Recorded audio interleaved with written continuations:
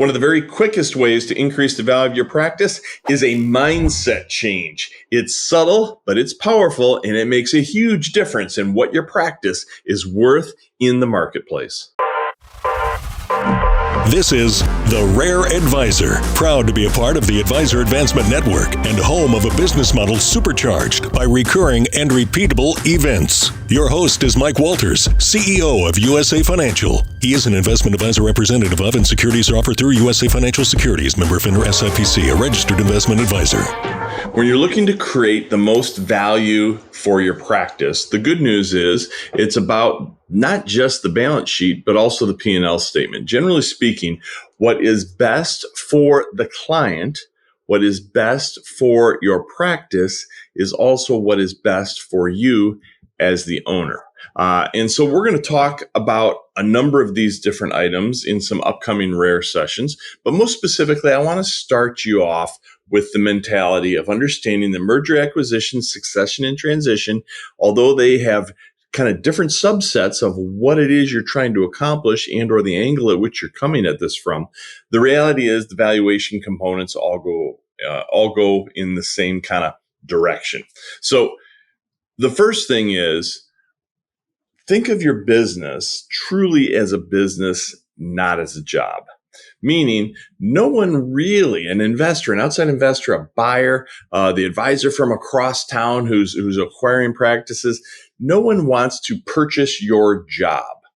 They would like, however, to purchase your business. And so therefore, your business has to truly operate as a business. And unfortunately, especially smaller financial advisors, oftentimes they're really only their own boss. They're not really running a business. They're that sole proprietor, if you will. So again, think in terms of a business versus a job. And what really makes it a business is systems and processes. When you can illustrate to a buyer that you have the ability to push these buttons and pull these levers, and this is the projected outcome. This is the reliable outcome, much like an assembly line type of an approach, then you have systems and processes. If your business is built on your personality, is built on glad handing, you might be a great salesperson. You might be able to collect assets. You might be a wonderful financial advisor, but you're not running a business. And at the end of the day, you really have little to sell, because when you walk out the door,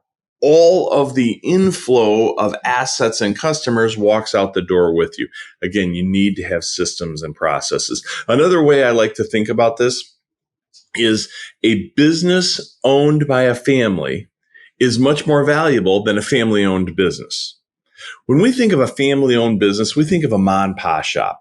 We think of a business that is employing other participants, other family members, I should say, and maybe a few other participants. But the family kind of dominates the position. It's a family-owned business, right? And there's nothing wrong with that, but it is different than a business owned by a family. So let that sink in for a minute. A family-owned business is seldom worth as much as a business owned by a family. So, for example, in the financial space, think of Fidelity. Fidelity is controlled by the Johnson family. Fidelity is a business owned by a family. It is not a family-owned business.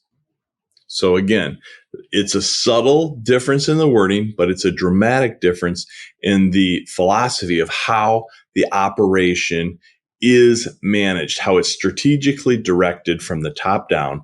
It's truly run as a business. So that's what you really need to make sure is your very first step in doing this. Now, again, the good news is that if it's good for the P&L, if it's good for the balance sheet, it's going to probably be good for the customers as well. And then you get into the whole discussion about fees and recurring revenue versus commissions and non-recurring revenue.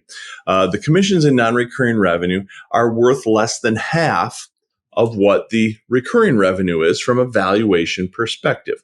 And the reason is very similar to what I said before. If you're a personality-based business and the personality walks out the door, there's not much left, right? If Rush Limbaugh passes, there's not much left to the show. That's the same kind of philosophy that you're looking at here. Now, with commissions, it works the same way.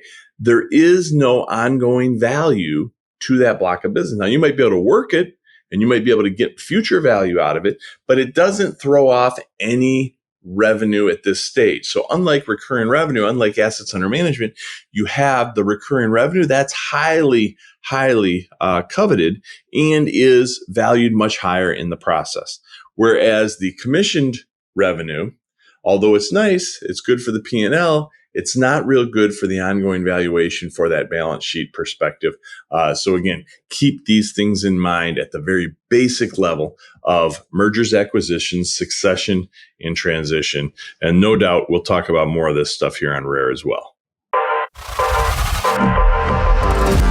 This information is for licensed financial professionals only and is not intended for use in soliciting sales from the public. The views expressed represent the opinions of the presenter or their featured guest, not necessarily those of USA Financial or its affiliated subsidiaries. Industry references are generic and not intended to represent actions or beliefs of any individual or entity. Content is only presented to illustrate general principles, beliefs, or ideas and should not be construed as legal or regulatory advice. Trademark and copyright protected. USA Financial and Affiliates.